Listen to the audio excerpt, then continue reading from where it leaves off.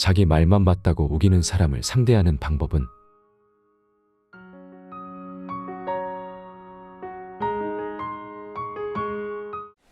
자기만 옳다고 믿는 사람들. 자기만 옳다고 말하는 사람들의 행동은 사회적 갈등을 유발하는 주요 원인 중 하나이다.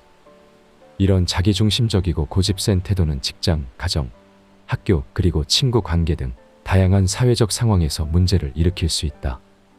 예를 들어 직장에서 한 팀의 리더가 자신의 방식대로만 일을 진행하려 하고 팀원들의 제안이나 의견을 무시할 때 팀원들은 자신의 의견이 존중받지 못한다고 느낀다. 이는 팀 내의 동기부여와 생산성 저하를 가져오며 팀 리더에 대한 신뢰감도 떨어뜨린다. 가정에서도 비슷한 상황이 발생할 수 있다. 가족 중 한 사람이 항상 자기 의견만 옳다고 주장하고 다른 가족 구성원들의 생각이나 감정을 고려하지 않으면 가족 간의 긴장이 증가하고 가정 내 분위기가 악화된다. 학교에서도 한 학생이 자신이 옳다고 주장하며 다른 학생이나 교수의 의견을 무시하거나 비판할 경우 그 학생은 동료들과의 관계가 좋지 않게 되고 협력이 필요한 과제에서 팀워크 문제를 일으킬 수 있다. 이러한 태도는 학습 환경에도 부정적인 영향을 미친다.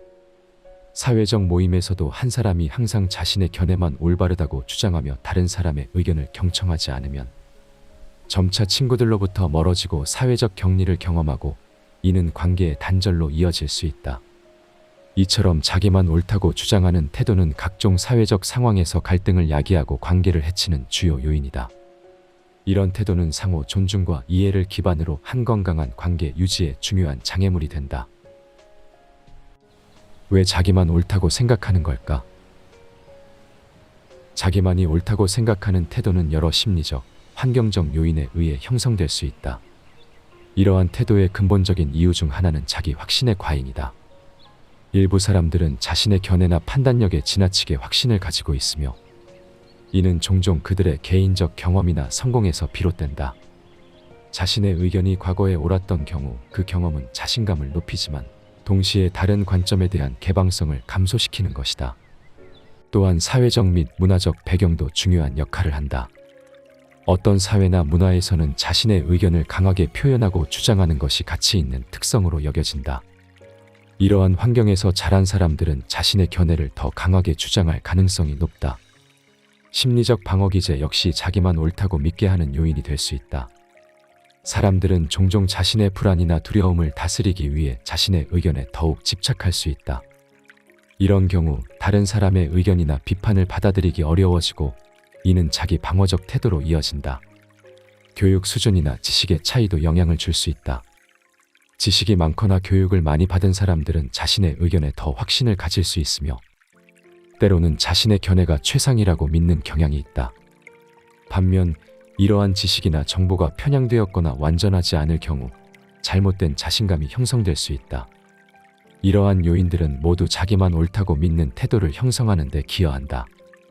이런 태도는 자신의 의견에 대한 과도한 확신과 다양한 사회적, 문화적, 심리적 요인들이 복합적으로 작용한 결과이다. 자기 말이 옳다고 하는 사람들을 어떻게 상대할까? 자신의 의견만을 고집하며 상대방을 이겨야 한다는 강박을 가지고 있으면 그들과의 대화는 매우 어려울 수 있다. 이런 사람들은 종종 자신의 잘못을 인정하거나 수정하는 것을 자존심 문제로 여기고 인지적 고착으로 인해 자신의 입장에 반하는 정보를 무시하는 경향이 있다. 하지만 몇 가지 효과적인 전략을 사용하면 이런 상황에서도 대화를 원활하게 이끌 수 있다. 첫째, 감정적 반응을 자제하면서 침착하게 대화를 이어가는 것이 중요하다. 상대방과의 논쟁에서 감정적으로 대응하게 되면 오히려 상황이 악화될 수 있기 때문이다. 둘째, 적극적인 경청을 통해 상대방이 자신의 의견을 충분히 표현할 수 있도록 해야 한다. 이는 상대방의 방어적 태도를 줄이는 데 도움이 된다. 셋째, 객관적인 사실을 제시하는 것도 중요하다. 예를 들어 연구 결과나 공신력 있는 자료를 활용하여 논쟁의 핵심 주제에 대한 근거를 제시함으로써 의견 차이를 좁힐 수 있다. 상대방에게 직접적으로 반박하기보다는 우회적인 질문을 통해 스스로 모순점을 깨닫게 할 수도 있다. 예를 들어 이러한 상황에서는 어떻게 될까와 같은 질문을 통해 다른 관점을 고려하도록 유도할 수 있다. 상대방의 확신을 존중하면서 자신의 의견을 표현할 때는 나 중심의 진술을 사용하는 것이 좋다. 제 관점에서는 이렇게 보입니다. 와 같은 표현을 사용하면 상대방을 자극하지 않으면서도 자신의 의견을 명확히 할 수 있다. 이와 함께 상대방의 일부 의견에 동의하면서 맞습니다. 그리고 또 하나 추가해 볼 점은 과 같은 방식으로 자신의 관점을 부드럽게 추가할 수 있다. 마지막으로 대화가 더 이상 생산적이지 않다고 느껴지면 적극적인 경계를 설정하는 것이 중요하다. 예를 들어, 우리는 이 부분에 동의하지 않는 것 같군요. 라고 말하며 논쟁을 끝내거나 대화의 시간 제한을 두어 오늘은 여기까지 하고 나중에 다시 이야기하자 라고 제안할 수 있다. 필요하다면 부드럽게 대화 주제를 전환하여 불필요한 감정 소모를 줄일 수도 있다. 이와 같은 전략들은 자기 말만 옳다고 우기는 사람을 상대할 때 감정적인 대응을 피하고 경청과 객관적인 사실을 통해 접근함으로써 상대방의 자기 확신을 존중하면서도 의견을 효과적으로 제시하고 대화의 생산성을 높이기 위해 사용될 수 있다. 이를 통해 논쟁에서 벗어나 좀 더 건강한 대화로 나아갈 수 있는 것이다.